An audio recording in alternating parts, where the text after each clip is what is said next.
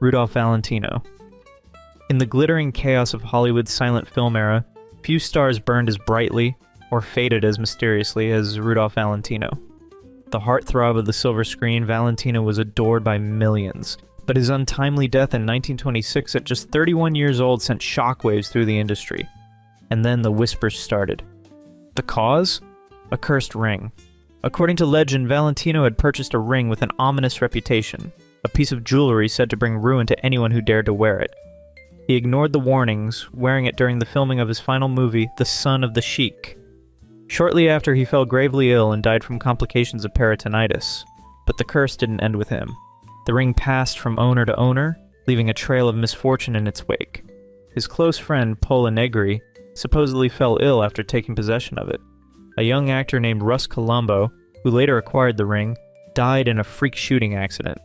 Then, in a chilling twist, a gangster named Joe Casino, who scoffed at the curse, wore the ring, and was killed in a car crash. Even years later, the legend persisted, with reports that the ring had been locked away in a safe to prevent any more tragedies. Whether truth or superstition, the tale of Valentino's cursed ring remains one of Hollywood's eeriest and most enduring mysteries. Jayne Mansfield. Jayne Mansfield wasn't just a blonde bombshell, she was a walking contradiction. A woman who reveled in the spotlight yet found herself tangled in one of Hollywood's strangest and darkest rumors. At the heart of this eerie tale was her connection to Anton LaVey, the enigmatic founder of the Church of Satan.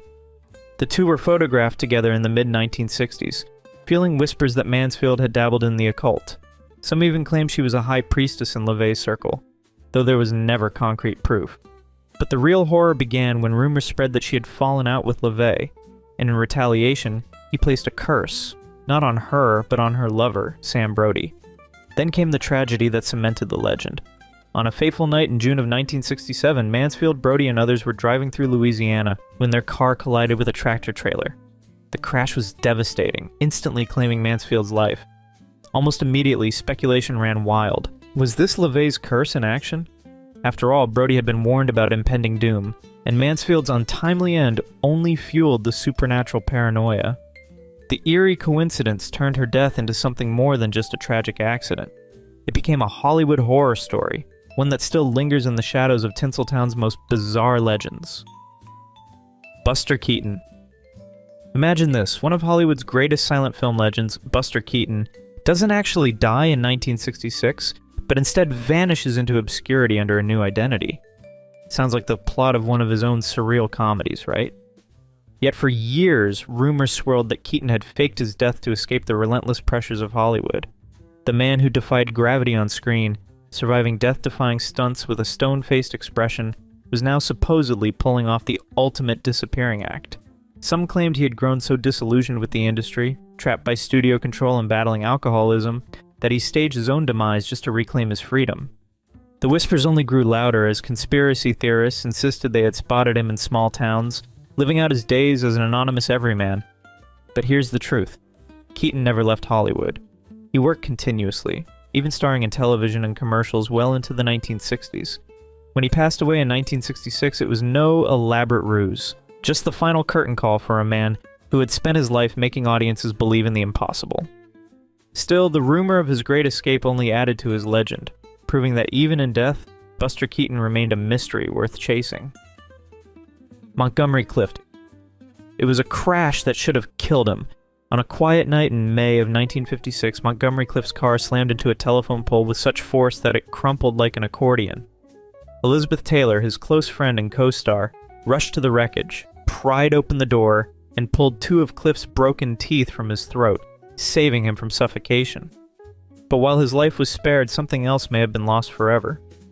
In the aftermath, Clift's once matinee idol face was reconstructed through painful surgeries, leaving him staring into the mirror for hours, as if searching for the man he used to be. And then the whispers began. Friends claimed he was haunted, not by some external force, but by his own ghost. They said he saw something in his reflection that no one else could. Was it trauma or something more sinister? Some believe the accident had unleashed a supernatural curse, one that followed him until his tragic passing a decade later. Even after his death, the legend refused to die. Guests at the Hollywood Roosevelt Hotel, where Clift had once stayed, reported eerie sightings of his ghost pacing the halls, rehearsing lines from long-forgotten films.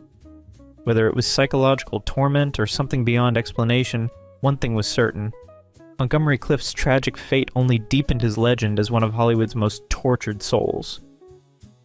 Howard Hughes. Howard Hughes wasn't just a billionaire. He was a living legend of excess, genius, and eventually deep paranoia. By the time the rumors started swirling about his bizarre habits, Hughes had already cemented himself as a Hollywood mogul, aviation pioneer, and reckless playboy. But as the years passed, his eccentricities became the stuff of whispered legend. Some claimed he refused to cut his nails for years, letting them curl into grotesque spirals, while others swore he lived in a darkened hotel room, avoiding human contact for months on end. Then there was the strangest rumor of them all, that Hughes meticulously stored his own urine in jars, lining them up like trophies in his self-imposed prison. It sounded too bizarre to be true, but as the years passed, many of these tales turned out to be frighteningly accurate. Hughes's paranoia ran so deep that he hired spies to monitor his own employees, convinced that betrayal lurked around every corner.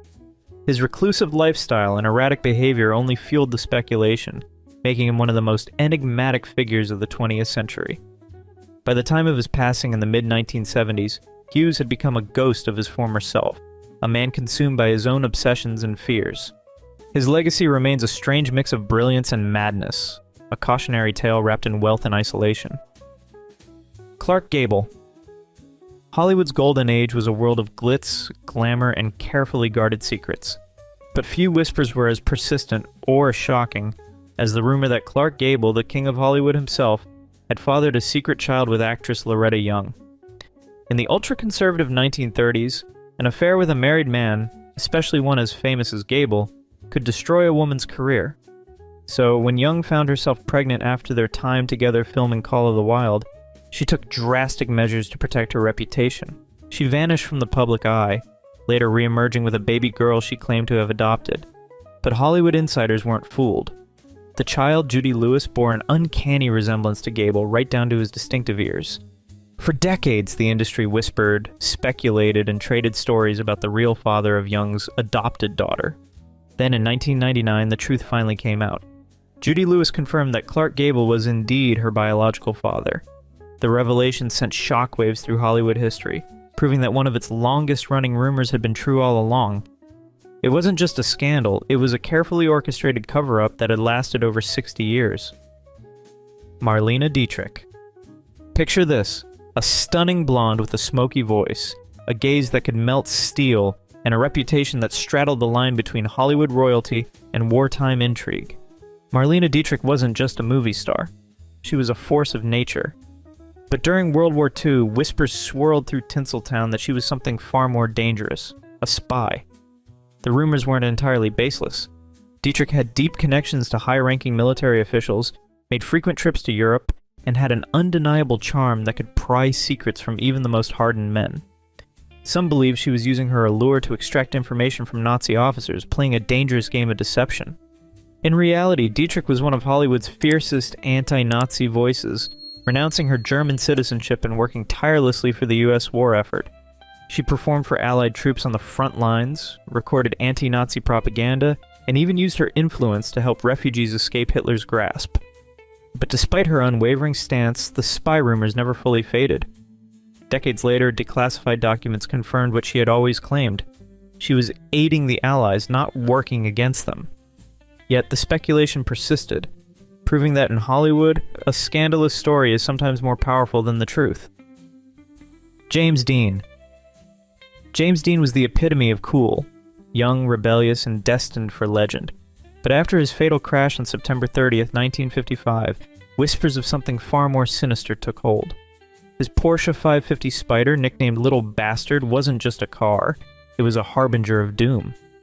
A week before the crash, actor Alec Guinness reportedly warned Dean that the car had an evil presence, and that he'd be dead within a week if he drove it. Chillingly, his words came true. But the curse didn't stop with Dean. When the wreckage was salvaged, parts from the car were reused in other vehicles, only for their new owners to suffer eerily similar fates. One racer, using the Spider's engine, crashed and died instantly. Another, with its transmission, barely survived a near-fatal wreck. Even the car's shell, displayed as a safety exhibit, mysteriously vanished in the 60s, never to be seen again. Whether it was coincidence or something darker, the legend of Dean's cursed car remains one of Hollywood's most haunting mysteries. Jean Harlow. Jean Harlow was the original blonde bombshell, a star with a magnetic screen presence and a life that burned out far too quickly. When she died in the summer of 1937 at just 26 years old, the official cause was kidney failure. But Hollywood wasn't buying it. Theories swirled. Some whispered that her mother, a devout Christian Scientist, had refused medical treatment until it was too late. Others pointed to her troubled marriage to MGM executive Paul Byrne, who had died under mysterious circumstances just 5 years earlier. Some even speculated that years of bleach and peroxide treatments had poisoned her system. The truth? No one really knows. What's certain is that Harlow's tragic end only cemented her status as one of Hollywood's most haunting legends. Decades later, her death remains one of the golden era's greatest mysteries, a story that refuses to fade, just like the woman herself. Errol Flynn. Errol Flynn was Hollywood's ultimate swashbuckler, a dashing rogue on screen and an even wilder one off of it. But in the 1940s, a rumor surfaced that threatened to sink his career. Whispers that Flynn wasn't just charming his way through Tinseltown, he was a Nazi sympathizer. The allegations weren't plucked from thin air. Flynn was fluent in German, had friendships with high-ranking German officials, and had even traveled to Spain during its civil war, reportedly mingling with fascist figures. In the heat of World War II, these details were enough to set off alarm bells, and soon the FBI launched an investigation. The Bureau combed through his life, searching for any shred of proof that he was aiding the enemy, but despite the smoke, there was no fire. No concrete evidence ever emerged linking Flynn to Nazi activities. Still, the rumors clung to him like a shadow. His womanizing, his reckless lifestyle, his devil-may-care attitude, it all made him an easy target for scandal. Yet even with the controversy swirling, audiences couldn't resist him.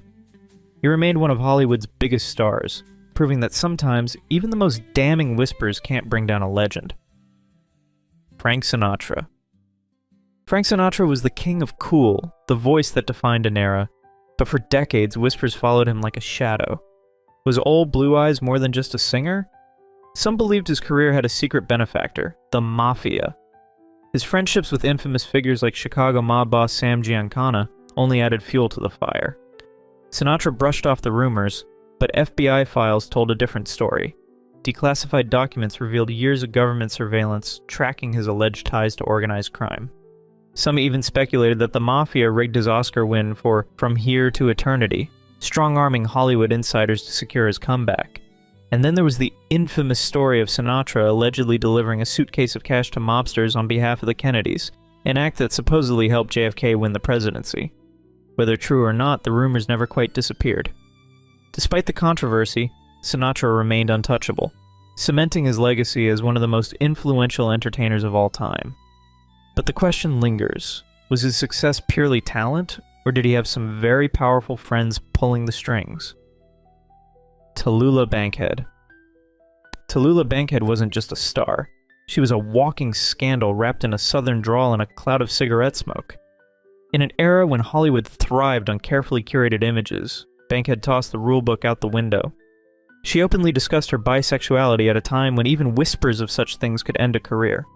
She was rumored to have had affairs with some of the biggest names of her time, both men and women, fueling endless gossip columns. And then there was her infamous quip. "Isn't habit forming? I should know." Whether she actually said it or not, the line cemented her legend as one of Broadway's most unfiltered personalities. Her parties were infamous, her behavior outrageous, and yet, despite or perhaps because of it all, she remained beloved by fans and feared by the industry. She was a tornado of charisma, scandal, and sheer talent, proving that sometimes the biggest stars shine brightest when they refuse to dim their light for anyone. Joan Crawford. It was the scream heard around the world, "No wire hangers," a line that would forever be linked to Joan Crawford's legacy. But behind that infamous moment in Mommy Dearest lay a much darker rumor, that Crawford's on-screen ferocity was nothing compared to the real-life horrors she inflicted on her children.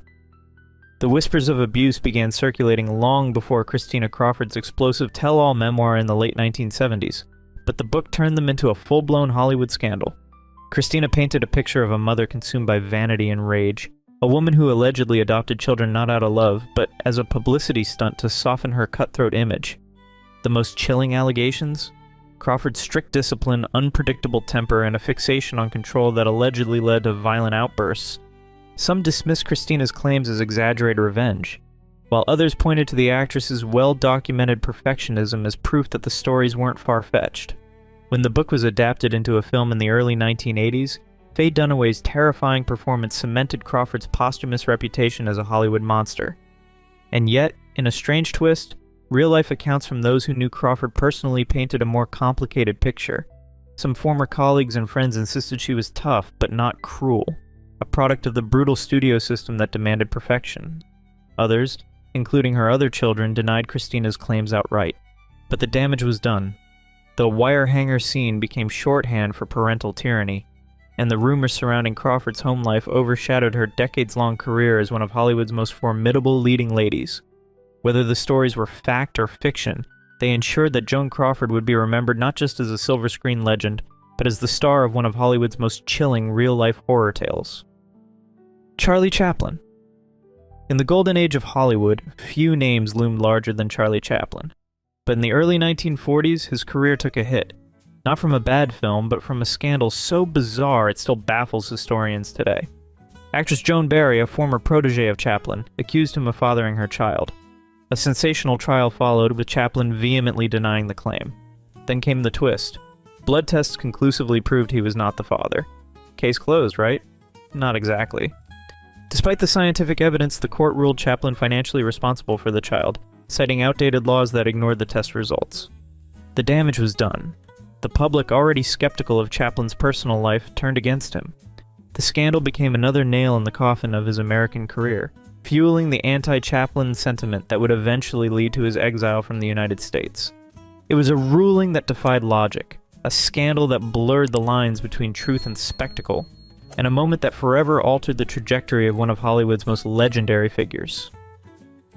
Greta Garbo. One day, Greta Garbo was one of the most celebrated stars in Hollywood. The next, she was gone. No farewell tour, no grand announcement, just silence. Her abrupt retirement in the early 1940s sent the rumor mill into overdrive.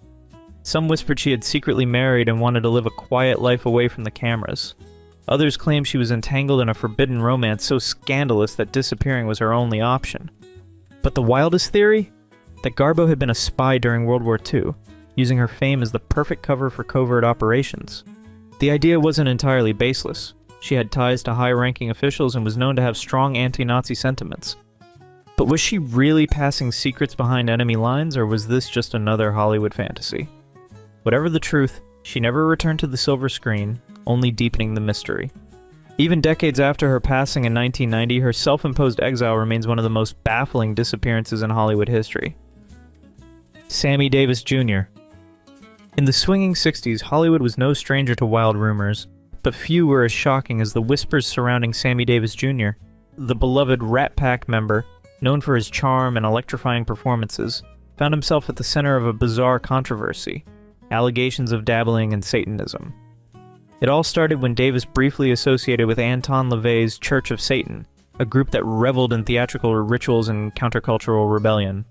The mere mention of his name alongside the occult sent tabloids into a frenzy, painting lurid pictures of secret gatherings and eerie ceremonies hidden behind the glitz of Hollywood's golden age. Davis, ever the entertainer, later laughed off the speculation, calling it nothing more than a phase of curiosity. He insisted there was no dark allegiance, just a fascination with the avant-garde. But in an era where the idea of Satanism struck fear into the hearts of middle America, the rumors refused to die. Stories swirled of bizarre rituals, cryptic symbols, and whispered invitations to exclusive Hollywood parties where the elite supposedly indulged in the forbidden. Whether fueled by fact or sheer imagination, these tales added an unexpected layer of mystique to Davis's already colorful life. Even after his denial, the whispers never fully faded. Some still claim he had deeper ties to the occult than he ever admitted, while others dismiss it as nothing more than sensationalized gossip. Regardless of the truth, the satanic rumors cemented themselves in Hollywood lore, proving that even the most dazzling stars couldn't escape the shadows of speculation. Liberace. Liberace wasn't just a pianist, he was a spectacle. With his sequined capes, candelabra-covered pianos, and over-the-top charisma, he dazzled audiences throughout the mid-20th century. But behind the rhinestone-encrusted facade, rumors swirled about his personal life. Despite his flamboyant image, Liberace fiercely denied being gay, a stance that became increasingly difficult to maintain as tabloids relentlessly speculated about his relationships with young men. In the 1950s, a British newspaper published an article implying that he was engaged in secret affairs. Liberace, outraged, sued for libel and won. The victory was a public triumph, but the whispers never stopped. Then, after his death in 1987, his former lover, Scott Thorson, shattered the illusion by revealing intimate details of their relationship in a tell-all book. The secrecy surrounding Liberace's life only added to his mystique, making him one of Hollywood's most enigmatic figures. Even today, his story remains a fascinating case of fame, deception, and the lengths one man went to protect his carefully curated image. Thelma Todd. It was a death that sent shockwaves through Hollywood. A glamorous starlet found lifeless in her car, her fate sealed in a cloud of mystery. Thelma Todd, the vivacious actress known for her comedic charm, was discovered in December of 1935, slumped over in her vehicle inside a garage. The official cause? Carbon monoxide poisoning. But almost immediately, whispers of foul play spread through Tinseltown like wildfire. Some believed the mob had silenced her due to her lucrative nightclub business, a hotspot that may have ruffled the wrong feathers. Others pointed fingers at a jealous lover, or even a high-powered Hollywood cover-up. The circumstances were suspicious. Todd had attended a lavish party the night before, seemingly in good spirits. Yet the next morning, she was gone. No signs of struggle, no clear evidence of harm, just an eerie silence surrounding her demise. Decades later, the debate rages on. Was it truly an accident? Or was Thelma Todd another casualty of Hollywood's darkest secrets? The mystery remains unsolved, a chilling reminder that in the golden age of cinema, not every story had a happy ending. Barbara Stanwyck. Barbara Stanwyck was the epitome of Hollywood's strength and elegance. But behind the sharp wit and commanding screen presence, whispers of a shadowy past followed her throughout her career. Some claimed she had once been a burlesque dancer, performing under dim lights in smoky clubs before she ever set foot on a Hollywood set. Others insisted she had connections to the underworld, protected by powerful figures who ensured her rise to stardom. Stanwyck, ever the enigma, refused to confirm or deny the speculation, which only made the rumors grow wilder. In an era where reputation could make or break a career, her silence was both a shield and an invitation for further gossip. Yet, despite the whispers, she carved out a legacy as one of the most respected and formidable actresses of her time. To this day, the truth about her early years remains one of Hollywood's most tantalizing mysteries, a story left untold, locked away behind Stanwyck's unwavering poise. Cary Grant. In the pristine, polished world of classic Hollywood, few stars exuded charm and sophistication like Cary Grant. But beneath that debonair exterior was a man searching for something deeper, something he believed he found through LSD. In the 1950s, long before psychedelics became synonymous with counterculture, Grant participated in supervised LSD therapy sessions. At the time, the drug was being explored for its potential psychological benefits, and Grant claimed it helped him strip away emotional barriers and uncover his true self. He later described the experience as transformative, saying it allowed him to confront past traumas and embrace a new sense of clarity. The revelation that one of Hollywood's most clean-cut leading men was experimenting with mind-altering substance sent shockwaves through the industry. This was the same Cary Grant who epitomized class and control, the man who played suave spies and romantic leads with effortless charm. How could someone so meticulously composed willingly dive into the unknown depths of psychedelic introspection? Some speculated that his experiences influenced his later performances, adding a newfound depth to his roles in films like North by Northwest and Charade. Despite the whispers and raised eyebrows, Grant's reputation remained untarnished. If anything, his willingness to explore the unknown only added to his mystique.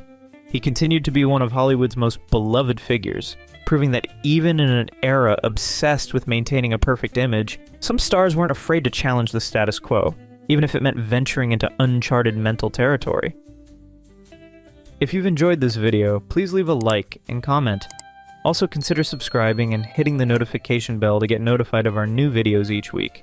Thanks for watching.